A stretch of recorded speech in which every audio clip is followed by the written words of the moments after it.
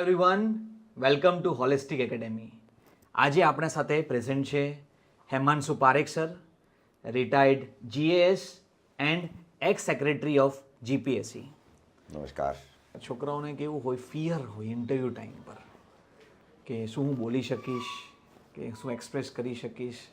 પણ એ આ group discussion કરશે એટલે આ ફિયર નીકળી જશે. અને એ કર્યા પછી એકાદ બે મોક ઇન્ટરવ્યૂ આપશે.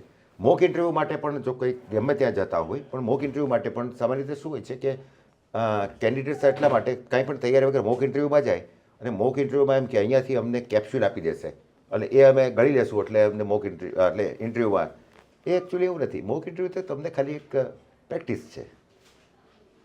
મોક ઇન્ટરવ્યૂમાં તમને બધું એટ ધ મોસ્ટ શું થાય છે કે મોક ઇન્ટરવ્યૂમાં તમારી સ્ટ્રેન્થ શું છે, એક શોર્ટ એનાલિસિસ તમારું તમને મળે અને એ પછી તમારે શું કે દિશામાં સુધારવું એ તમને ખ્યાલ આવી શકે કે જે બીજા કોઈ ન કરી શકે. એટલે એ તમને ખ્યાલ આવે.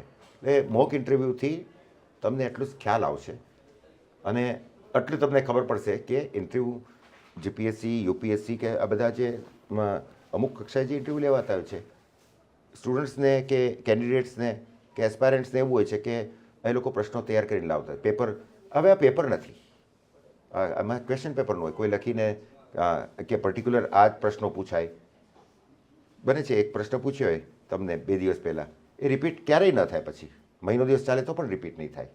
તો એ બાબત પણ તમારે ખ્યાલમાં રાખવાની કે અહીંયા આગળ પ્રશ્નો અને એવું પણ બને કે તમને સેમ સેટ ઓફ ક્વેશ્ચન્સ, આપણે બંને કેન્ડિડેટ છીએ અને same set of questions same સિક્વન્સની અંદર તમને પણ પૂછવામાં આવ્યા, તમારા બધા સાચા પડ્યા, મને પણ પૂછવામાં આવ્યા, મારા પણ 10 પ્રશ્નોના જવાબ સાચા પડ્યા, તો પણ માર્ક વેરી થાય.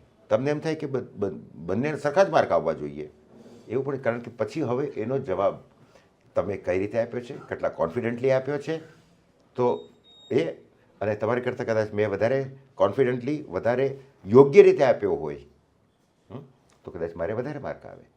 અહીંયા આગળ સાચો એટલે એટલા માર્ક એવું નથી હોતું ઇન્ટરવ્યૂમાં. બરાબર. તમે જવાબ સાચા આપ્યા પણ થોડા ફંબલ થઈ ગયા અથવા તો થોડા કન્ફ્યુઝ થઈ ગયા, પણ એ ખ્યાલ પણ આવી જાય કે તમે જસ્ટ ફ્લુકથી તમે સાચો પડી ગયો, એ પણ ખ્યાલ આવી જાય. તમે બોડી લેંગ્વેજ ઉપરથી ખ્યાલ આવી જાય.